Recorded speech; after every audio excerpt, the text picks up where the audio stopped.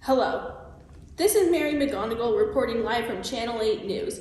It is September 6, 1953, and today I am interviewing the co-discoverer of the double helix. Everyone, give it up for James Dewey Watson. So, Jimmy, can I call you Jimmy?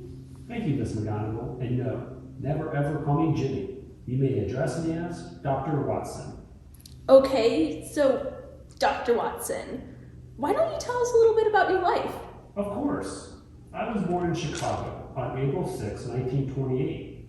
When I was 15, I went to the University of Chicago and received a bachelor's in science degree in zoology in 1947. When my liking for bird watching developed into a serious desire to learn genetics. In Bloomington at Indiana University, I received a fellowship for graduate study in zoology. In 1950, I received another PhD in zoology. Wow, Dr. Watson, this is all very, interesting.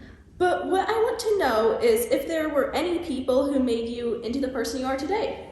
Great question. Yes, there were some people in my life who greatly influenced my science career. At Indiana, I was deeply influenced by both the geneticists H.J. Mueller and T.M. Sonalesi, and by S.E. Luria. Ooh, and who was this S.E. Luria? S.E. Luria was a microbiologist on the staff at Indiana's bacteriology department. My PhD thesis was actually done under Luria's. All right, Dr. Watson, as fun as this has all been, I will now ask you the question that I know all of us have been dying for you to answer. How did your discoveries contribute to genetics? Great question. Well, for starters, I played a crucial role in the discovery of the molecular structure of deoxyribonucleic acid, better known as DNA, which you will know is the main basis of heredity.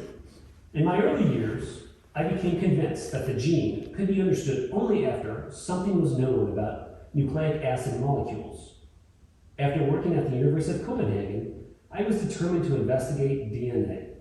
While researching in the Cavendish Laboratory from 1951 to 1953, I learned X-ray diffraction techniques and worked with Francis Crick on the problem of DNA structure. Wait, what is the problem with DNA structure? Well, the main problem with it was that people did not yet know the shape or structure of DNA. So Crick and I wanted to fix that. In 1952, I determined the structure of the protein coat surrounding the tobacco mosaic virus, but sadly made no progress with DNA. In 1953, I saw that the essential DNA components, 4 organic bases, guanine, thymine, cytosine, and adenine, must be linked in pairs.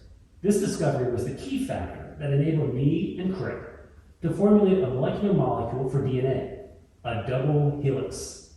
The double helix is shaped like a spiraling, twisting ladder.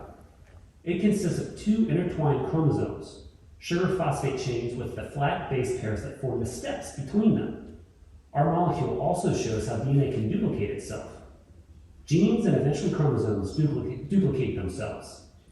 Crick and I published our epochal discovery in the 2 papers in the British Journal of Nature in April to May 1953.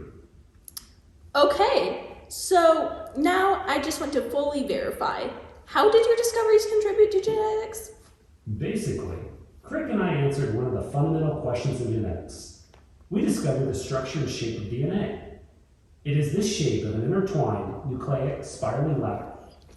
DNA's structure has deoxyribose sugar as the base, with phosphates and the nucleotides guanine, adenine, thymine, and cytosine that bond and form the steps of the ladder. Wow, Dr. Watson, wait, hold on just a second. That's amazing. Well, that's all for tonight, folks. Thank you for your time, Dr. Watson. Thank you for wasting it. Bye.